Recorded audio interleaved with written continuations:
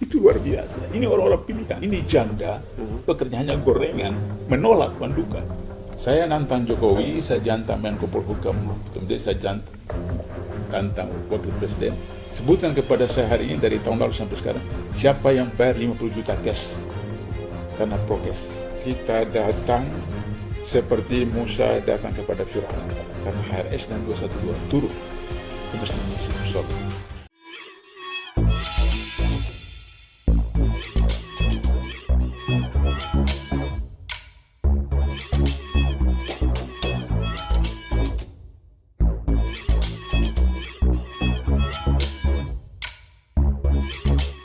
Tonton video ini sampai selesai agar Anda tidak gagal paham.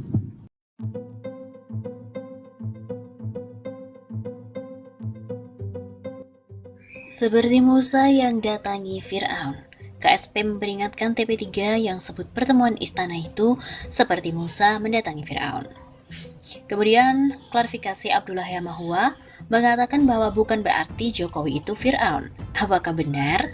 Ketua Tim Pengawal Peristiwa Pembunuhan TP3, 6 Laskar FPI, Abdullah Yamahua, menegaskan bahwa pernyataan soal pertemuan timnya di Istana Negara ibarat Nabi Musa bertemu dengan Fir'aun, hanya sekadar analogi. Ia menegaskan bahwa Presiden Joko Widodo secara pribadi bukanlah Fir'aun, seperti yang menjadi analoginya tersebut. Dalam keterangan saya, itu analogi, bukan berarti Jokowi itu Fir'aun. Tapi kalau ada yang disebutkan Jokowi bukan togut, kan saya nggak bilang Jokowi togut. Kata Abdullah kepada cnnindonesia.com pada Jumat 16 April. Abdullah juga lantas berdalih bahwa analogi tersebut terkait dengan status penguasa suatu wilayah. Ia melihat bahwa Fir'aun zaman dulu merupakan penguasa Mesir, sama seperti Jokowi yang merupakan status penguasa Indonesia saat ini. Tak hanya itu, ia juga menjelaskan analogi itu tercetus ketika beberapa anggota TP3 ada yang berselisih pendapat terkait dengan rencana pertemuan di istana. Maka ketika kita mau bertemu ke istana, ada yang nggak setuju dan segala macam. Ya udah, sehingga timbul, sudah kita ikut cara Musa, diperintahkan datang ke Fir'aun, kita datang secara baik. Begitu dalihnya. Selain itu, Abdullah juga menyinggung bahwa pertemuan dengan Jokowi kala itu sebagai upaya TP3 menguak tewasnya 6 Laskar FPI. Menurutnya lagi, tewasnya 6 Laskar FPI sebagai bentuk pelanggaran pidana HAM berat harus diselesaikan secara komprehensif. Kan sekarang dianggap pidana biasa, maka ketika Komnas HAM, polisi anggap pelanggaran HAM biasa ini soal serius buat TP3. Sebelumnya, MUI dan PBNU mengkritik keras pernyataan Abdullah Yamahua yang menilai pertemuan di istana ibarat Nabi Musa bertemu Fir'aun. Ketua PBNU Robikin M. Has menegaskan tak harusnya Abdullah mengibaratkan pemerintah sebagai Fir'aun karena sudah dipilih berdasarkan pemilihan umum yang sah. Sementara itu, Wakil Ketua Umum Majelis Ulama Indonesia Anwar Abbas menilai Abdullah tak tepat menggunakan analogi itu karena Presiden Jokowi merupakan orang Islam yang percaya pada Allah. Sebelumnya diberitakan bahwa Ketua TP3 Abdullah Yamahua menyebut pertemuan dengan Presiden Jokowi di istana beberapa waktu lalu ibarat Nabi Musa mendatangi Fir'aun. Pihak KSP memperingatkan keras pada TP3 agar tidak asal mengeluarkan pernyataan.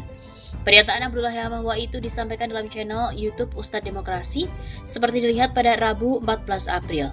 Abdullah Yamahua awalnya menceritakan momen dihubungi istana pada 9 Maret yang lalu. Kemudian pada tanggal 8 ada telepon dari istana ke Sekretaris TP3, Pak Marwan Batubara, bahwa istana siap menerima besoknya tanggal 9 jam 10. Disebutnya 10 orang kemudian harus antigen dan antigen itu harus di rumah sakit yang ditetapkan, yaitu di Rumah Sakit Bunda di daerah Menteng. Pertemuan TP3 dengan Jokowi berlangsung. Abdullah Yamahua menyebut pertemuan itu seperti Musa mendatangi Fir'aun. Singkatnya, besoknya kami datang, kami sepakat bahwa kita datang seperti Musa datang pada Fir'aun. Kendati demikian, Abdullah Yamahua tidak bermaksud mengatakan Jokowi seperti Fir'aun. Namun dia bersama TP3 ingin menempatkan diri sebagai pihak yang memperjuangkan keadilan. Tidak berarti bahwa Jokowi itu Fir'aun, tapi kita menempatkan diri dia adalah penguasa seperti ketika Fir'aun jadi penguasa dan kami seperti Musa yang memperjuangkan kepentingan rakyat, kepentingan bangsa kemudian menegakkan keadilan. Dalam pertemuan tersebut, TP3 menyiapkan dokumen untuk dibacakan. Salah satunya dibacakan oleh Amin Rais tentang ayat Al-Quran. Pak Amin cuma menyebutkan 2 ayat Al-Quran tentang membunuh orang mukmin tanpa hak, maka sama dengan membunuh semua umat manusia dan hukumannya neraka. Pak Marwan minta 2 hal. Pertama, persoalan ini harus dilakukan secara terbuka. Yang kedua, harus dilakukan di pengadilan HAM, bukan pengadilan biasa. Pertemuan berlangsung secara singkat. Dalam momen tersebut, Jokowi juga menegaskan pemerintah akan menangani kasus Laskar FPI ini secara transparan.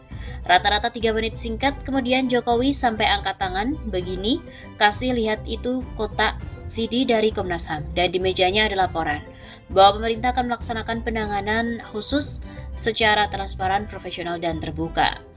Tenaga ahli utama KSP Doni Garhal Adian lantas menanggapi pernyataan Abdullah Yamahua. Doni meminta TP3 hati-hati dalam membuat perumpamaan.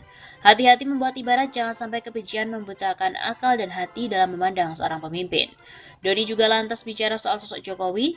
Menurut Doni, Jokowi tak pernah mendikotomikan pendukung ataupun oposisi.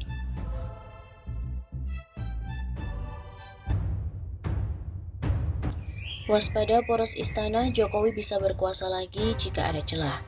Spekulasi terbentuknya poros istana yang dipimpin oleh PDIP untuk Pilpres 2024 akan menguat meskipun Presiden Joko Widodo lengser dari kursi RI 1 di periode keduanya. Menurut Direktur Eksekutif Indonesia Political Opinion atau IPO, Deddy Kurniasyah, kemungkinan poros istana sangat terbuka lebar. Bahkan bila mengacu geliat politik, mantan wali kota Solo itu bisa saja melanggengkan kekuasaannya. Membaca geliat politis Jokowi selama ini, sulit mempercayainya untuk berhenti berkuasa jika memang ada celah untuk memperlama durasi presiden. Kata Deddy Kurnia kepada kantor berita politik RMOL pada hari Rabu 7 April.